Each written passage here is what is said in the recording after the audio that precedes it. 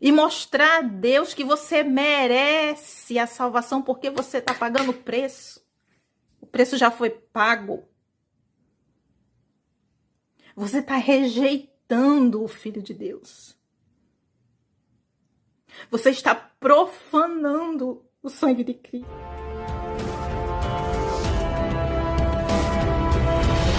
A paz do Senhor, irmãos, e aos demais ouvintes, a paz do Senhor. Você está no canal Mensageira de Deus, é a irmã Ângela que está falando. Vim trazer mais uma mensagem hoje, falando sobre a graça de Deus, a salvação unicamente através do seu Filho Jesus Cristo. E antes de começar a mensagem, eu vou deixar, irmãos, o link de dois canais, de dois irmãos aqui da plataforma, tá? Um deles, o nome do canal é PR, que é a abreviação, né, de pastor, PR Cláudio Fernando Oficial, e o outro canal é do irmão Wellington Lucena. Eu vou deixar o link dos dois canais aí no topo da descrição do vídeo, tá bom? Então, vamos iniciar a mensagem. Eu tô aqui no Evangelho segundo João, né, nesse livro que eu vou ler agora, Evangelho segundo João, o capítulo é o 8, versículo do 1 ao 11, sobre a mulher adúltera. Jesus, porém, foi para o Monte das Oliveiras, de manhã cedo apareceu de novo no templo e todo o povo se reuniu em volta dele. E ele se assentou para os ensinar. Os mestres da lei e os fariseus trouxeram a Jesus uma mulher apanhada em adultério. Puseram-na de pé no meio do grupo e disseram a Jesus: Mestre, esta mulher foi apanhada em adultério. Na lei nos ordenou Moisés que tais mulheres sejam apedrejadas. Ora, o que dizes? Muitas pessoas questionam, né? Fala assim, não, essa mulher ela não foi pega em adultério, não. Porque onde é que está o homem? Se eles só pegaram apenas a mulher. Mas ela realmente estava em pecado de adultério. Porque o Senhor Jesus, no versículo 11, tem uma parte que ele fala assim, agora vai e abandone sua vida de pecado. Então, pelas palavras do Senhor Jesus, ele está confirmando que verdadeiramente ela estava em pecado, sim.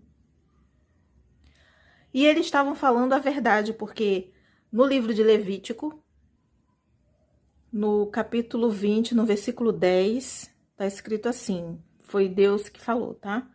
Se o homem cometer adultério com a mulher do seu próximo, ambos, o adúltero e a adúltera certamente serão mortos. Na minha opinião, né, pela palavra de Deus, né, pelo Antigo Testamento, e pela essa situação aqui, o homem que estava com ela, ele foi morto na hora. Porque a ordem foi essa. Foi pego em flagrante adultério, tinha que morrer os dois. Mas eles trouxeram a mulher que era justamente para pôr o Senhor Jesus em prova. Observe que no Evangelho segundo Mateus, no capítulo 22, do versículo 15 ao 40, o Senhor Jesus, ele vai sendo questionado por alguns assuntos. Por exemplo, a questão do tributo, né? Se é para dar o tributo a César, sim ou não, rapidamente ele responde. Perguntaram também a questão da ressurreição dos mortos. O Senhor Jesus também rapidamente ele responde. Perguntaram os maiores mandamentos. Também rapidamente ele responde. Só que aqui, ele não respondeu de pronto. Olha aqui, ó. Eles usavam essa pergunta como uma armadilha, porque ele falou assim, olha, na lei nos ordenou Moisés que tais mulheres sejam apedrejadas. Ora, o que dizes? Porque eles sabiam que o Senhor Jesus não poderia ir contra a lei. O próprio Cristo, ele afirma isso. no Evangelho segundo escreveu Mateus, no capítulo 5, no versículo 17. Não penseis que vim destruir a lei ou os profetas. Não vim para destruí-los, mas para cumpri-los. Então, eles já fizeram essa pergunta porque eles sabiam que ele não podia falar nada contra a lei. Porque aqui ainda não estava válido o Antigo Testamento. Aqui estava válido o Antigo Testamento. Então, o Senhor Jesus ainda estava sob o jugo da lei. A lei tinha que ser cumprida. Por isso que ele não respondeu de pronto. Você pode observar, ó. Mas Jesus, deixa eu subir aqui. Mas Jesus se inclinou e começou a escrever na terra com o dedo. Como insistissem na pergunta, ele se endireitou e disse, aqui, essa frase aqui, né? Muitas pessoas que são pegas, né, em adultério, cometem algum pecado, aí, em vez de chegar e confessar o seu pecado, porque todo mundo peca, gente, não tem esse não. Agora, vir e confessar o pecado, né? Você tem que se arrepender, porque primeiro você se arrepende.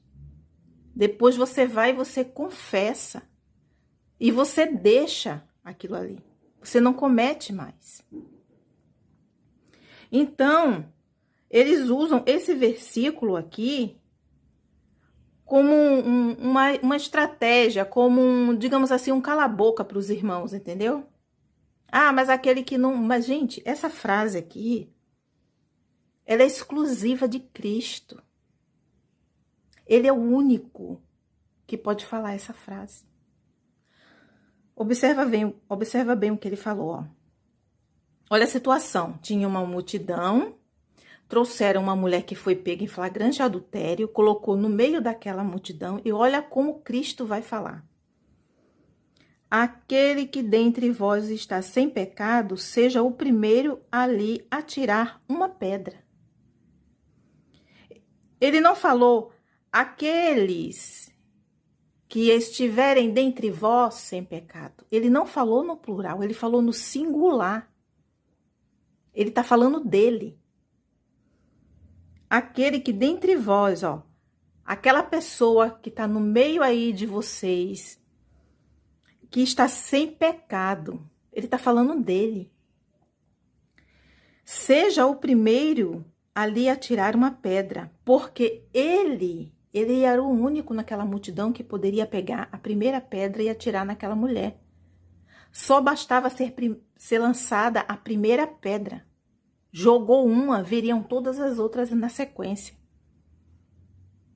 Inclinando-se novamente, escrevia na terra. Quando ouviram isso, foram se retirando uma a uma, a começar pelos mais velhos, até que ficaram só Jesus e a mulher no lugar onde estavam.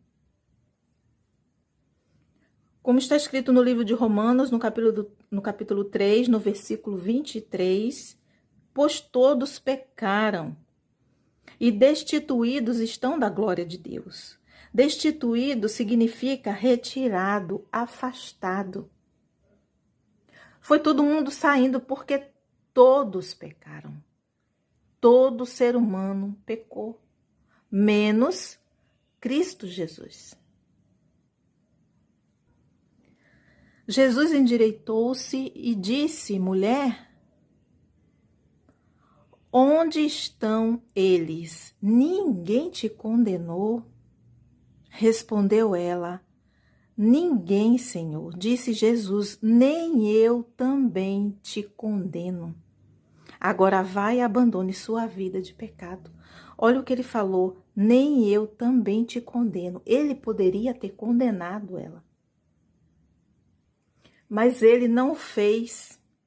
Porque como está escrito no Evangelho segundo João, no capítulo 3, no versículo 17, ele mesmo disse, porque Deus enviou o seu Filho ao mundo, não para que condenasse o mundo. Por isso que ele falou, nem eu também te condeno, porque ele não veio para condenar. Mas para que o mundo fosse salvo por ele. como que um homem, né? Porque o Senhor Jesus, ele aqui na terra, ele era um homem.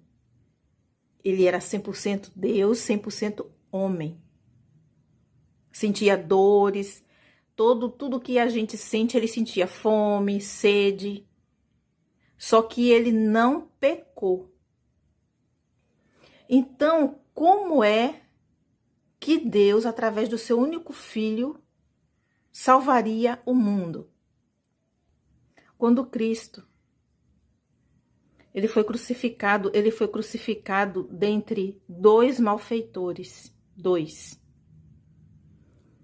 E um deles, ele resumiu perfeitamente como Cristo salvou toda a humanidade.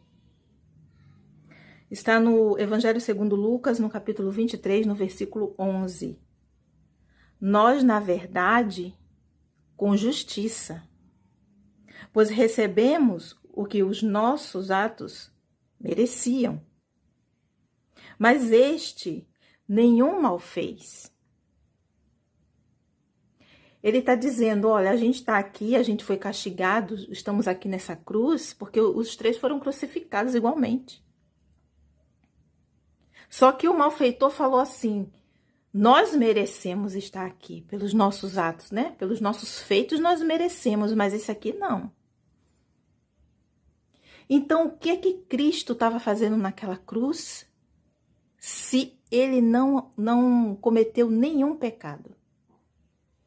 Foi aquilo que ele falou, não penseis que vim destruir a lei ou os profetas, não vim para destruí-los, mas para cumpri-los. Ele veio cumprir a lei e cumprir os profetas. Quando ele estava ali naquela cruz, ele estava cumprindo uma profecia que se encontra no livro de Isaías, no capítulo 53, no versículo 5. Ele, porém, foi ferido pelas nossas transgressões e moído pelas nossas iniquidades. O castigo, ali ele estava sendo castigado em nosso lugar. Ah, Cristo perdoa pecados. Sim, ele perdoa pecados. Mas para ele dizer assim, eu tenho autoridade para perdoar pecados sobre a terra, ele pagou um preço diante de Deus, que foi o preço da crucificação. Porque ali naquela cruz ele estava sendo castigado, não foi por pecado dele, porque ele não cometeu nenhum. Foi pelo meu pecado, foi pelo seu pecado. Ali ele estava recebendo o castigo que era para ser meu, que era para ser seu. E tem muita gente, por falta de informação, que elas ficam fazendo as coisas, eu tenho que usar roupa assim. Porque Deus me mostrou no sonho que eu tenho que usar túnica. Porque Deus disse para mim que eu tenho que fazer assado. A outra diz, não, eu tenho que pagar o preço. Eu tenho que fazer isso, eu tenho que fazer aquilo para eu poder obter a minha salvação. Não. A salvação é única, exclusiva, através do sacrifício de Cristo. Ele que pagou o preço, foi ele que recebeu o castigo. Está escrito aqui, o castigo que nos traz o quê? A paz. Para que nós recebêssemos essa paz, ele teve que sofrer o castigo que era para eu sofrer, para você sofrer. O castigo que nos traz a paz estava o quê? Sobre ele. Não é sobre mim. Eu não preciso mais sofrer. Eu não preciso pagar nenhum preço. Eu não preciso mais receber castigo algum. Eu preciso fazer o quê? Ele disse, está no Evangelho segundo, escreveu Mateus, capítulo 11, no versículo 30. pois meu jugo é suave e o meu fardo é leve. Não é para você ficar sofrendo. Você não tem que fazer mais nenhum sacrifício para obter a salvação, porque o sacrifício já foi feito por Cristo. O castigo que nos traz o quê? Angústia, sofrimento. Um castigo que eu tenho que todo dia me acordar de madrugada, porque senão eu vou perder minha salvação. Porque todo o dinheiro que eu passa na minha mão, eu tenho que dar o dízimo, senão eu vou perder a minha salvação. Porque se eu fizer isso, fizer aquilo, e eu cair em pecado, eu vou perder a minha salvação. Isso não é paz. E Cristo, ele é paz. É certeza de salvação. Porque você e eu, nós somos incapazes de fazer qualquer coisa para obter a salvação da nossa alma. Cristo fez isso por nós.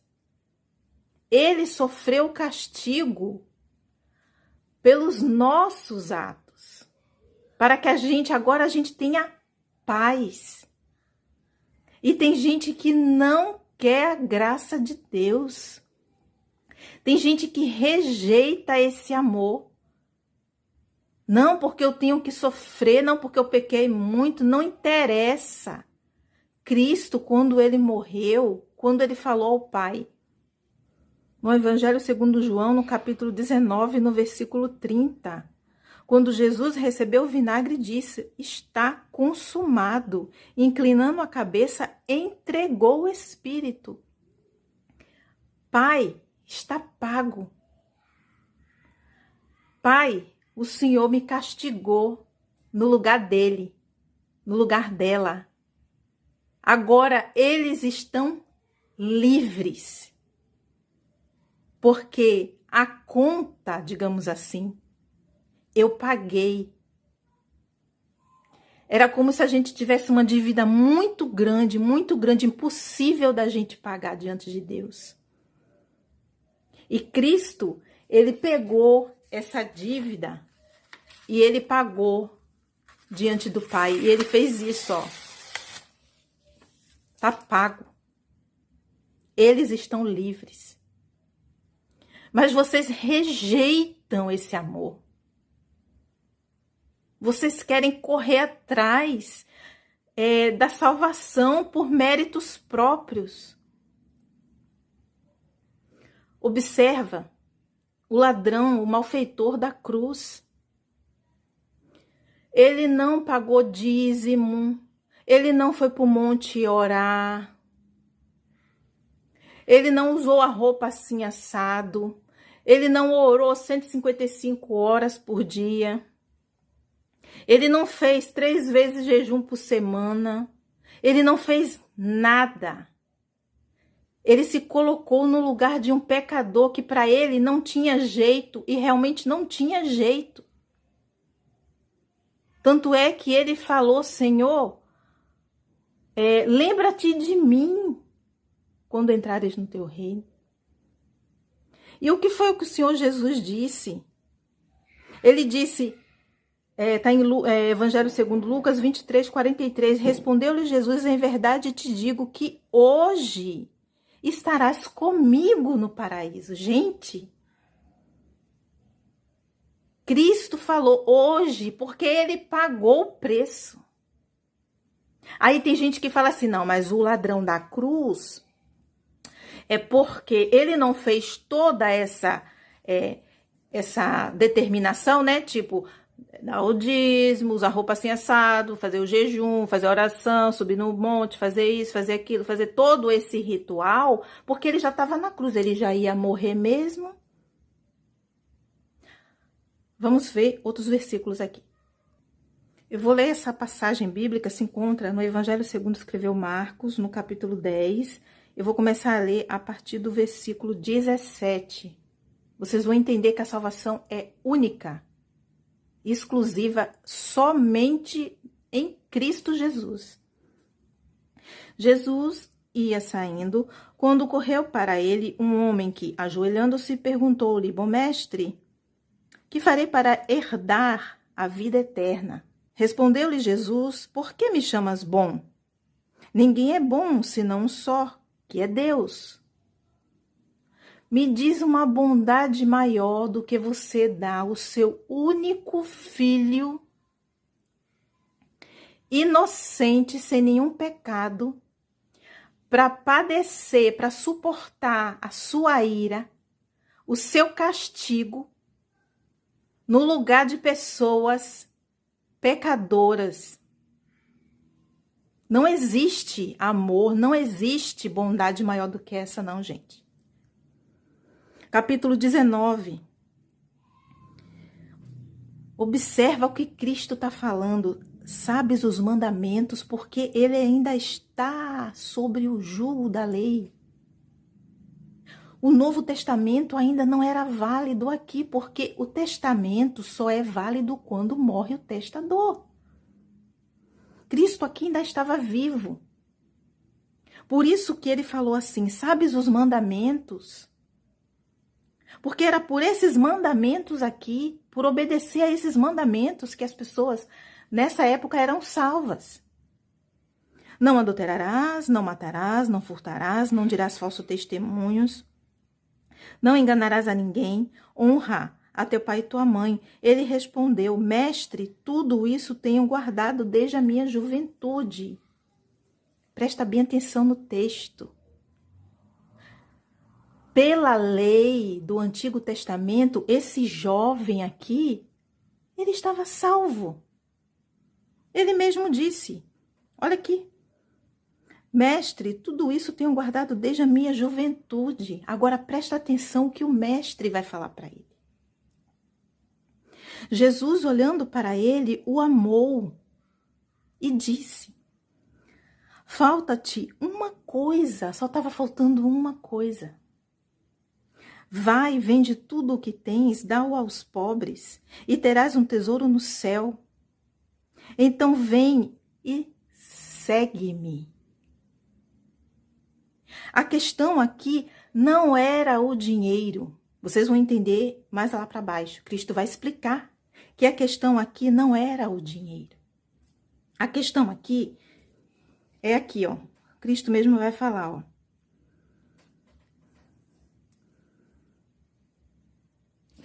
Filhos, quão difícil é para os que confiam nas riquezas entrar no reino de Deus.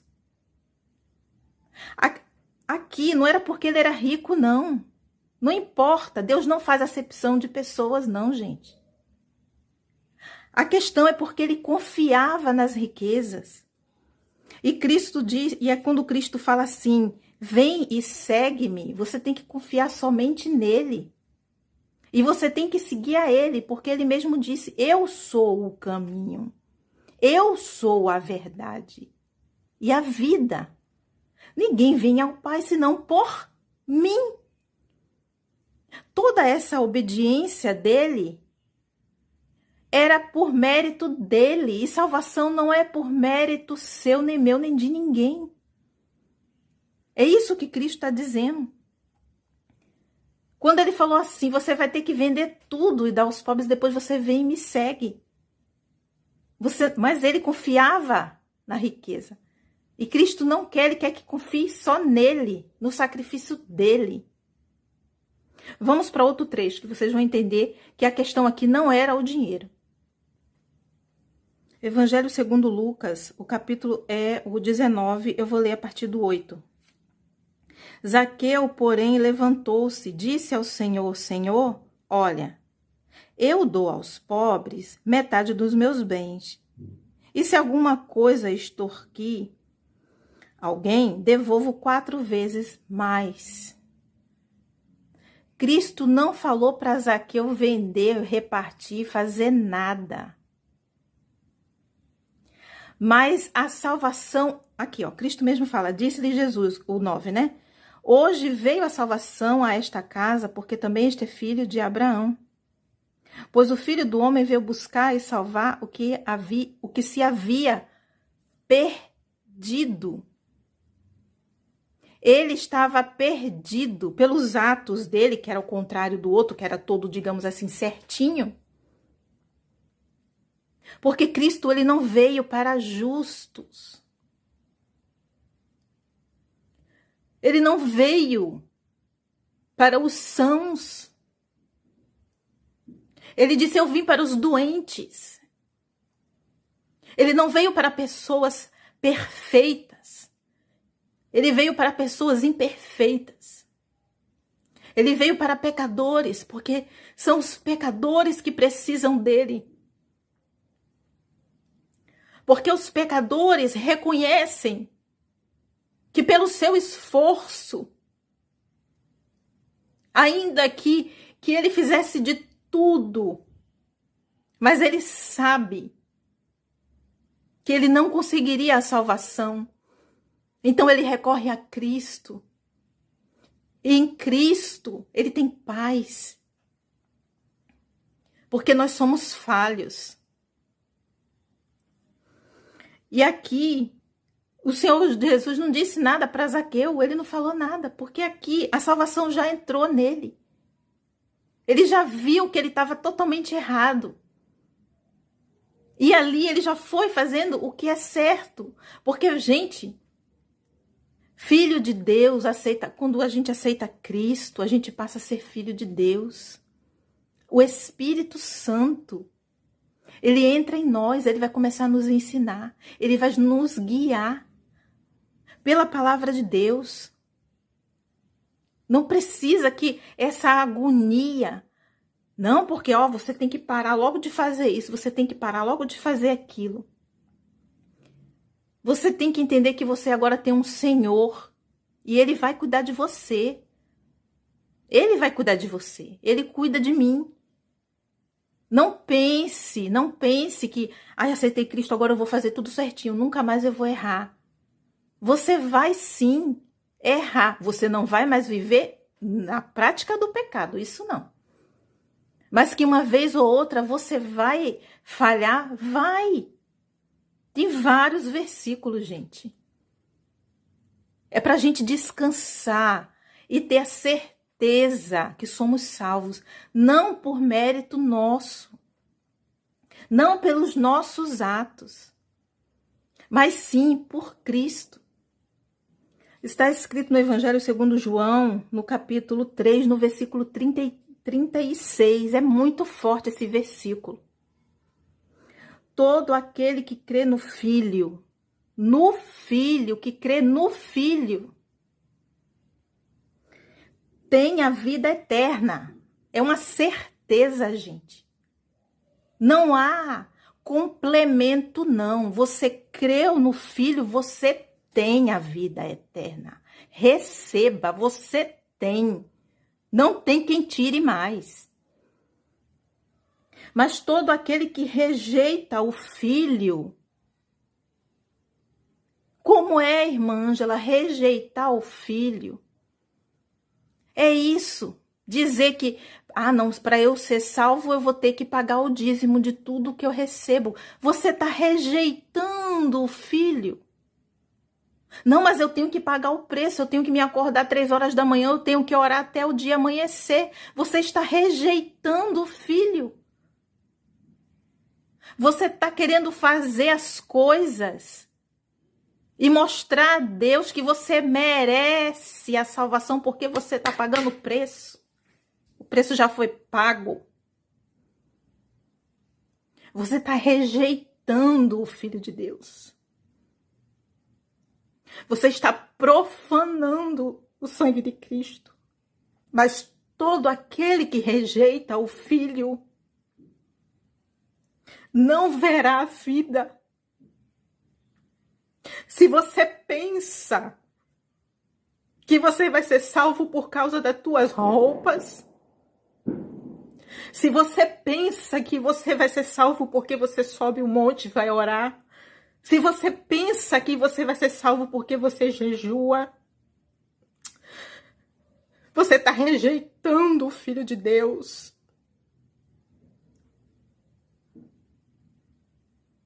E sobre ti permanece a ira de Deus. Assim é o que está escrito aqui no versículo. Lembra o que Cristo disse? Olha aqui. Se encontra em Lucas. Evangelho segundo Lucas, no capítulo 18. A partir do versículo 9, ó. A parábola do fariseu e do cobrador de impostos. Olha que Cristo, ele vai mostrar para você que ele não quer pessoas perfeitas.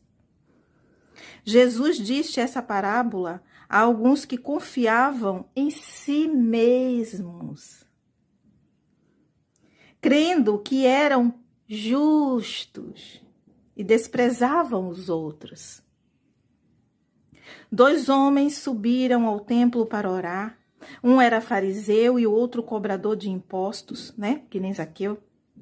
O fariseu em pé orava consigo desta maneira: ó Deus, graças te dou, porque não sou como os demais homens, ladrões, injustos e adúlteros, nem ainda como este cobrador de impostos. Além dele se achar o máximo, né?